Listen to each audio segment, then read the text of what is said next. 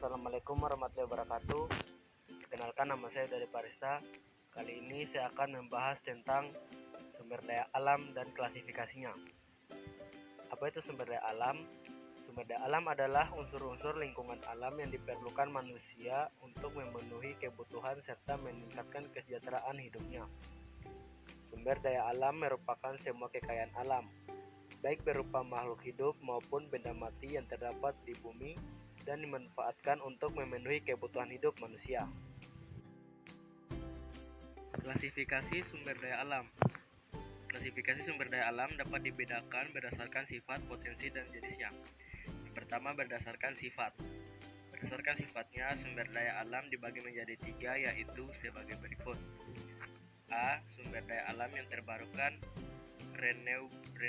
renewable, misalnya hewan, tumbuhan, mikroba, air, dan tanah.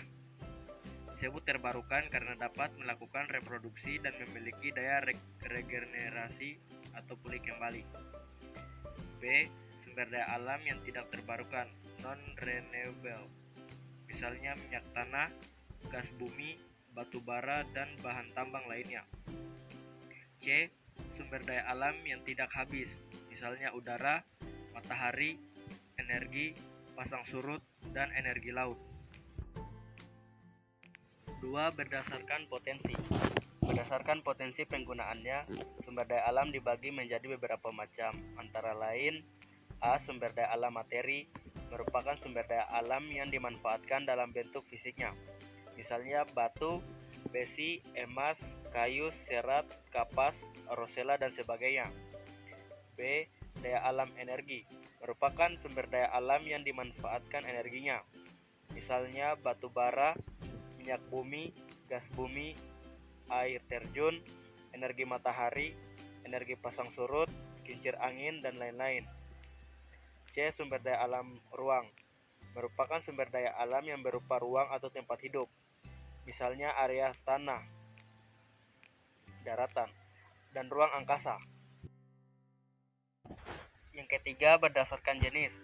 Berdasarkan jenisnya, sumber daya alam dibagi menjadi 2, yaitu sebagai berikut. A. Sumber daya alam non-hayati atau abiotik, disebut juga sumber daya alam fisik, yaitu sumber daya alam yang berupa benda-benda mati, misalnya bahan tambang, tanah, air, kincir angin. B. Sumber daya alam hayati atau biotik, merupakan sumber daya alam yang berupa makhluk hidup, misalnya hewan, tumbuhan, mikroba, dan manusia. Demikianlah penjelasan dari saya. Lebih dan kurangnya mohon dimaafkan. Wassalamualaikum warahmatullahi wabarakatuh.